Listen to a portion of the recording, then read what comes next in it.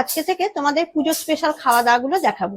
আজকে প্রথম দিন শুরু করছি ষষ্ঠীর খাওয়া দাওয়া দিয়ে। হ্যাঁ, তাহলে ষষ্ঠীর দিন তো আমরা ভাত খাবো না, ওদিন তো লুচি পরোটা যে যেমন পারবে খাবে।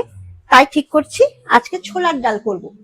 হ্যাঁ, আর ফুলকপি আলুর ডালনা করব, বেগুন ভাজা আর লুচি। ছোলার ডালটা আমি ভিজিয়ে রেখেছিলাম, একবেলা ভিজিয়ে রেখেছি। হ্যাঁ, এইবারে আমি সেদ্ধ করতে দিয়ে দিচ্ছি সরাসরি প্রেসার কুকারে। দুটো সিটি দিয়ে নেব। জল দিয়ে দিচ্ছি, এর মধ্যে আমি একটু নুন দিয়ে দিলাম আর সামান্য হলুদ দিয়ে দিচ্ছি। দুটো সিটি দিয়ে বন্ধ করে দেবো।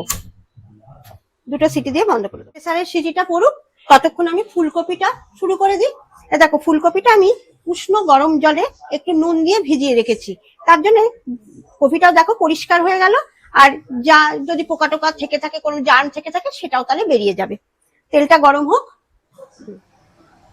তেলটা গরম হয়ে গেছে, আমি কপিগুলো ভেজে নিচ্ছি।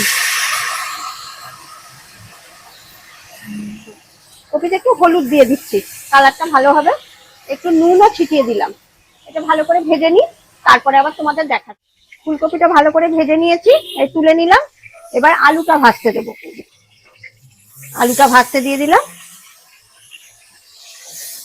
তেলটা কমিয়ে নিয়েছি, নিয়ে এর মধ্যে একটা তেজপাতা, একটু শুকনো লঙ্কা আর একটু জিরে আর দুটো এলাচ দিয়ে দিলাম। এটাই আমি ফোড়নে দিলাম। হ্যাঁ, এইবারে এর মধ্যে আমি টমেটোটা দিয়ে দেব। এবার টমেটোটা দিয়ে দিচ্ছি। টমেটোটা ভালো করে নেড়ে নিই যতক্ষণ কাঁচা গন্ধ না যায়। ফুলকপির তরকারিটা তো লুচির সাথে ভালোই লাগে। তারপরে ছোলার ডাল থাকছে, বেগুন ভাজা থাকছে, মিষ্টি অবশ্যই একটু রাখতে হবে। আর তোমাদের এটা পছন্দ হলো কিনা আমাকে জানিও।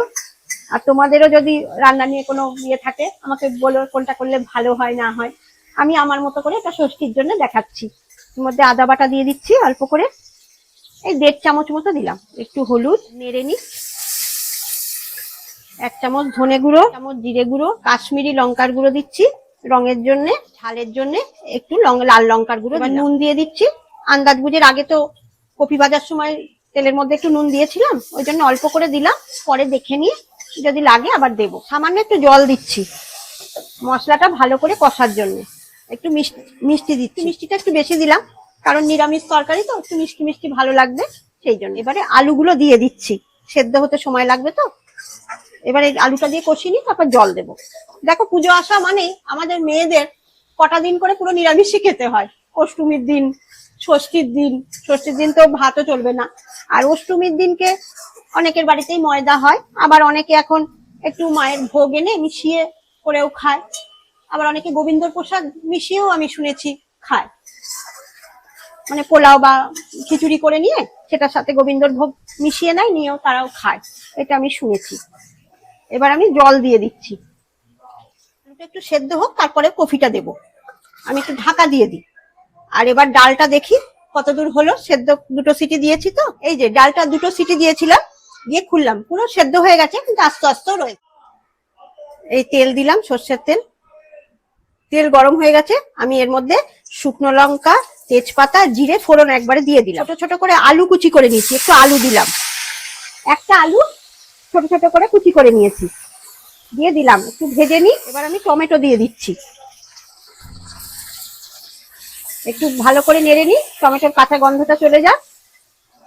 আমি এর মধ্যে আদা দিলাম 1 চামচ, ধনের গুঁড়ো 1 চামচ, 1/2 চামচ জিরের গুঁড়ো, হলুদ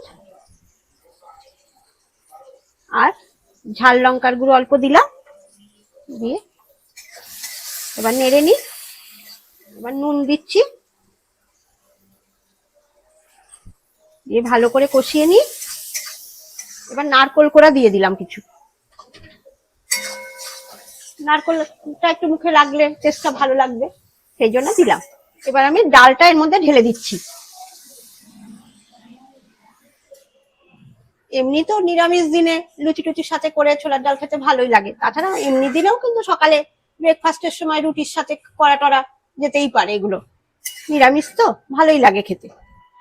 ষষ্ঠী থেকে দশমী অবধি আমি কিছু রান্না ভেবেছি, সেইগুলোই তোমাদেরকে দেখাবো। তোমরা চাইলে বাড়িতে করতে পারবে, সেই মনে করেই করা। রুমকি সপ্তমীর দিনও দেয়, সপ্তমী নবমী যেদিনই পারে আমাদের এখানে একটা আমাদের নিজেদের পুজো হয়, সেখানেই দেয়। আমি অঞ্জলি এতদিন দিতাম, আমার না এখন আর ভালো লাগে না। আমার মা 2013 সালে অষ্টমীর দিন ঠিক সন্ধি পুজোর সময় আমার মা আমাদের ছেড়ে চলে যায়। পুরো সুস্থ মানুষ, আমি বুঝতেই পারিনি হ্যাঁ যে মা চলে যাবে। আমি মার সাথে বসে গল্প করে বাড়ি এলাম, আসার পরেই মা খবর পেলাম, মানে বাড়ি ঢুকেছি মার বাড়ি থেকে পাশের বাড়ির একজন জানাচ্ছে যে তোমার মা নেই, তুমি এক্ষুনি এসো। হ্যাঁ, তারপর থেকে আমার আর ভালো লাগে না। পুজোর সময় আমি ঠাকুরও দেখতে যাই না, বাড়িতেই থাকি। ওই ঘুরে ঘুরে অত ঠাকুর দেখতেও পারিও না, আমার শরীরে দেয় না, আমি বাড়িতেই থাকি। তবে এবার নাতিটা তো একটু বড় হয়েছে, তার সাথে দুটো ঠাকুর দেখার আনন্দটাও মিস করতে চাইছি না। তাই জন্য ভাবছি যে একদিন একটু বেরোবো নাতিটাকে নিয়ে। দিয়ে দিয়েছি, হ্যাঁ, আর একটু ঢেকে দিই। আমাদের বাঙালিদের তো 12 মাসে 13 পার্বণ, আর হলেই শুধু খাওয়া দাওয়া, কি করে নানান রকম খাওয়া যাবে এই চিন্তাই আমাদের মাথায় সবসময় ঘোরে, সকলেরই তাই। আমি ফুলকপিটা হয়ে গেছে, এর মধ্যে আমি একটু গরম মশলা দিয়ে রেখে দিচ্ছি, যখন পরিবেশন করব তোমাদের একবারে দেখাবো। এই দেখো ছোলার ডালটাও হয়ে এসছে, এর মধ্যে আমি একটু মিষ্টি দিই। আমার ছোলার ডালও রেডি হয়ে গেছে, এতে একটু গরম মশলা দেব। এরপরে আমি ময়দাটা মাখি, রেখে লুচি করে তোমাদের দেখাবো।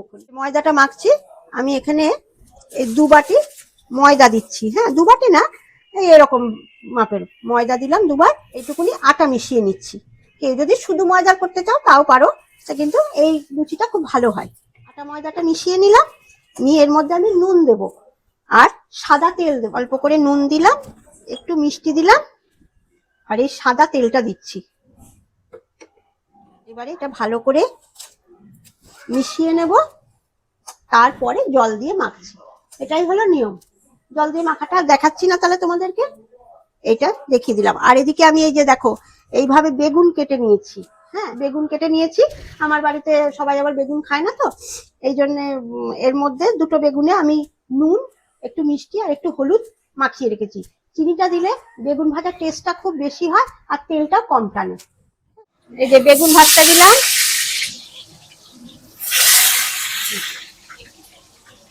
বেগুনটা ভেজে নিয়ে লুচিটা ভাজবো। এই দেখো লুচি ভাজা শুরু হয়ে গেছে। এই যে লুচি ছাড়লাম, দেখেছো তো লুচিটা কি সুন্দর ফুলছে। আমি এরকম আটা ময়দা মিশিয়েই মাখি, হ্যাঁ, তাহলে লুচিটা ভালো হয়। বাকিগুলো সব ভেজে নিয়ে তোমাদেরকে আমার ষষ্ঠীর খাবার রেডি হয়ে গেছে। তোমরা দেখো, দেখে তোমাদের যেটা ভালো লাগে তোমরা করো। তাহলে যদি আমারটা তোমাদের পছন্দ হয় তাহলে তোমরা করো অবশ্যই। হ্যাঁ, আর ষষ্ঠীর দিন তো এসব ছাড়া তো আর খাওয়ার কিছু নেই। তাহলে আর খালি মিষ্টিটা আমি দিইনি, কারণ আমার তো সুগার। এর পরের দিন থেকে মিষ্টি থাকবে, সেদিনকে তো এবার রুমকি বাবু খাবেন।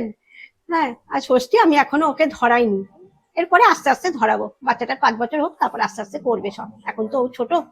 তোমাদের জানিও কেমন লাগলো। তোমরা সবাই তাহলে ভালো থেকো, সুস্থ থেকো, আনন্দে থেকো, আর সবাইকে নিয়ে আনন্দে থেকো। তোমরা সবাই মিলে পুজোটা আনন্দে কাটাও।